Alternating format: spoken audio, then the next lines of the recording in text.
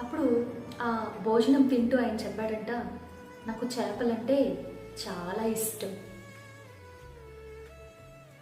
నిజంగా ఇష్టమా అండి? నిజంగా చేపని అంతగా ప్రేమించేవాడైతే, ఇష్టపడేవాడైతే ఆ చేపని చంపుతాడా?